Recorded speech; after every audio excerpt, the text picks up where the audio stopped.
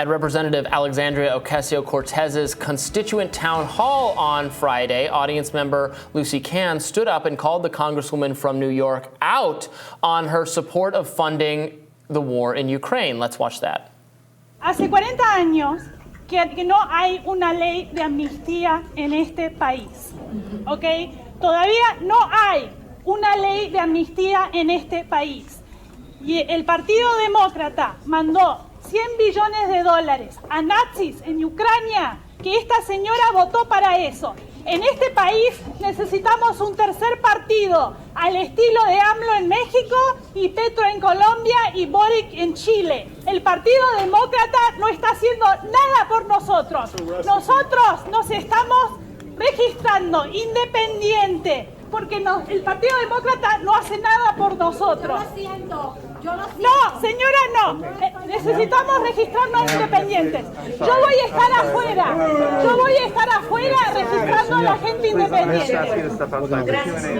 No, why does she gotta leave? No, necesito hacer una She's addressing her government for redress of grievance. No. She's In a new $2.5 billion aid package, the U.S. has sent 90 Stryker combat vehicles and an additional 59 Bradley fighting vehicles to Ukraine, as well as hundreds of thousands of rounds of ammunition, but not tanks.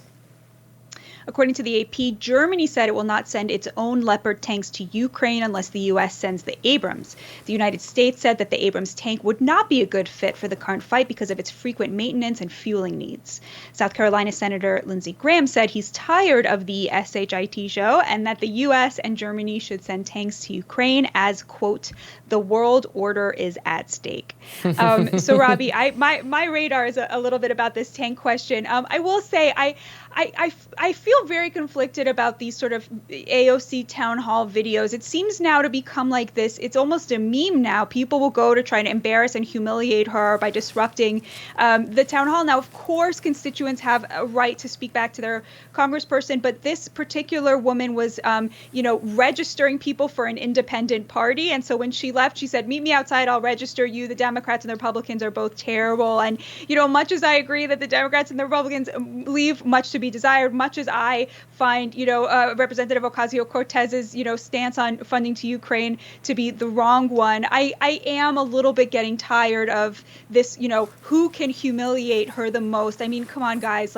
She's a congresswoman. I'm sure she's doing her best. I don't agree with her about much. I think she's wrong about a lot of things. I don't like how she uses social media. I don't like a lot of things about her. But, it's just enough already. This is not good for anybody. This doesn't accomplish anything. Just humiliating somebody because that will get a lot of attention. I have very little sympathy for that kind of thing. I'm really starting to sour on it. It's making me feel sorry for her, and it's making me defend her. And even though I agree with the constituent, I agree with what she's saying. Where is the anti-war left? The anti-war left is dead, and AOC is perhaps the face of that. But this kind of thing, I don't know, Robby, where are you on this? No, I'm glad you bring that up. I think it's one thing for a constituent to attend these town hall events and ask her very pointed questions about why she continues to support this.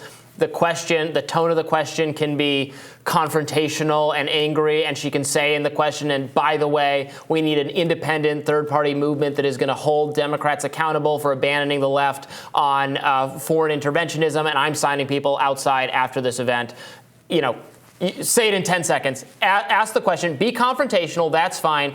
But when you just come to an event and kind of hijack it and start shouting down the speaker, the rest of the people there, they have their own questions they want to ask. They want AOC, I'm sure, to address a lot of things in addition to that. If you're hijacking the event, and I don't know how long that went on. From obviously, if all it was the clip we saw, okay, I guess that's fine. But like it has to be done in a certain way because you can't shout down the other people who are there who all want to get questions in. So I think AOC should definitely be asked about it. I'm glad activists are confronting her about it. Yeah. But you don't have a right to take over an entire event like that. So that's the line I would draw. like, it weakens the claim. Like, you don't have to stand there and scream, why are we giving this money to Nazis in Ukraine? Like, come on. Like, it's, it's like, we can talk about the Azov battalion as having a kind of, neo-Nazi valence to it. We can talk about the fact that only a third of the weapons and a third of the money that we're sending to Ukraine makes it to the front. We can talk about all that stuff. But if you approach somebody who has a real role in making decisions about this, and you start throwing around language like that, do you really think AOC is not going to go back to Washington and be like, that woman had a point. Why are we, no. Mm-hmm. All it does is make it harder for people to take a stand. All it does is make her associate a real important critique about where our money is going with the wrong side of things, as opposed to being like, hey, maybe that person has a point. Maybe I should be talking to, Marjorie Taylor Greene about this, somebody who's like actually been very staunchly anti-war.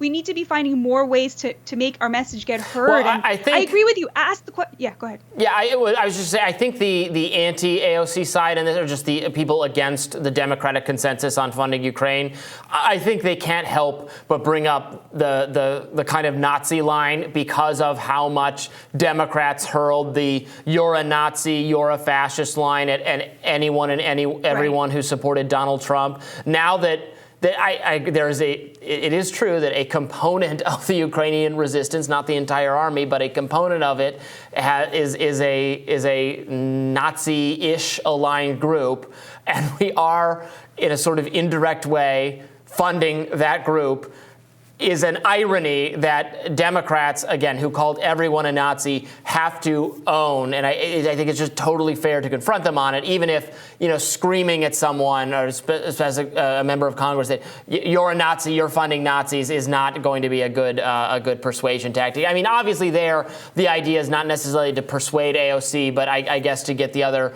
audience members to wake up to this reality. Or maybe if AOC attends enough events where all she does is face pushback on this issue, then she will prioritize it more, or she'll say, hey, my constituents are really angry about this. Even a small number of phone calls I understand, this is what I've been told, to a Congress member's office phone will make them think that that tons of people are fired up about an issue, because people so rarely do that. I've heard that before.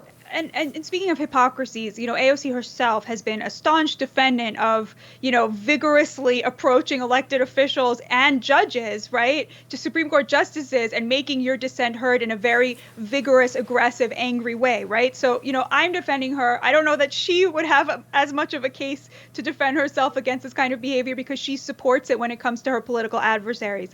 But, to your point about the Azov battalion, of course, yes, of course, they called everybody a Nazi, and now they're supporting a Nazi faction. That is 100% accurate.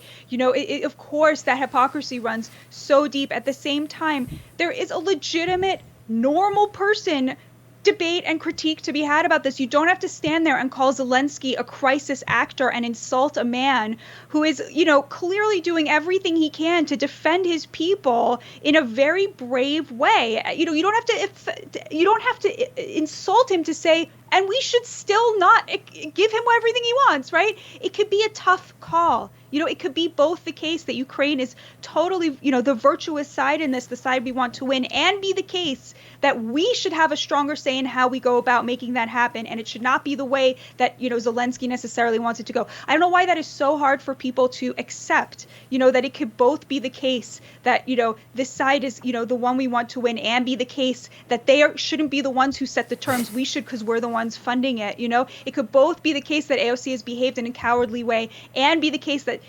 randomly attacking her and trying to humiliate her publicly is not the way to get somebody to change their mind about something. Excellent. Good points, Batya. We will have more Rising right after this. Please stay with us.